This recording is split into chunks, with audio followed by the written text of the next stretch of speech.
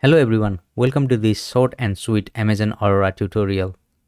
Amazon Aurora is a relational database engine, and as we know, relational database deals with the structured data, and Amazon RDS is the managed relational database solution of AWS, where you can leave the setup and maintenance to AWS and you can just focus on building the applications. In Amazon RDS, you can launch the community edition of MySQL PostgreSQL or the commercial Oracle and SQL Server database. Then Amazon developed its own cloud-native enterprise-level database engine called Amazon Aurora. It provides both MySQL and PostgreSQL compatibility, and it was designed to take the full advantage of the networking, processing, storage resources available in the cloud. And since it's a relational database as well, it provides all the advantages that Amazon RDS provides. But it has additional features in terms of performance, reliability, and durability. So let's look at these features. Amazon Aurora storage is fault tolerant by design. So when you use a regular Amazon RDS, the architecture is similar to installing it on EC2 instance manually, but leaving all the provisioning and maintenance to AWS. Of course, RDS provides many features like automatic failover, backups, etc. But in reality, you would have an instance and an EBS volume attached to it.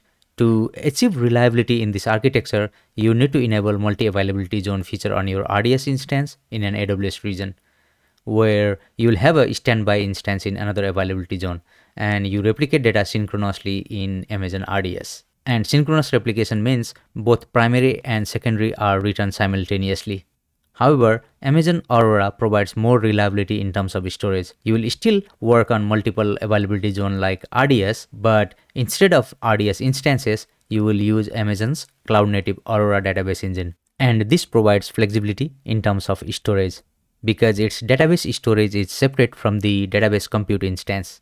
And in Aurora, you will have 6 different copies of 10 GB each chunks distributed to 3 different availability zones. Hence, even if you have only one Aurora instance, your data will still have 6 copies. In addition to that, AWS provides multi-master version of Aurora as well, but here we are only looking into the single master deployment. Unlike RDS, Aurora performs asynchronous replication. In asynchronous replication, data is first written into the primary instance and then later copied to the read replicas. It also provides automated backup to S3 in addition to keeping these copies in different availability zones. And Aurora supports more read replicas.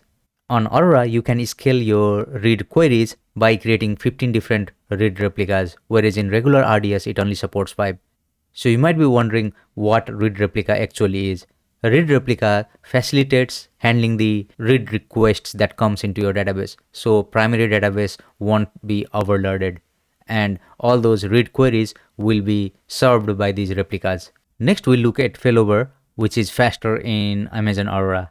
On a regular Amazon RDS, because of this native storage architecture where the storage is attached to the database instance, the failover time depends on load and it deteriorates over time.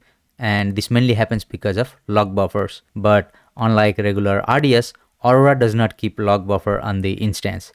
Instead, it keeps the log at the storage, which is completely separate from the database instance. So during failover, only DNS propagation matters, which takes roughly 30 seconds. So the failover is faster, which provides more high availability to your applications. This is it on Amazon Aurora. Keep subscribing for more videos.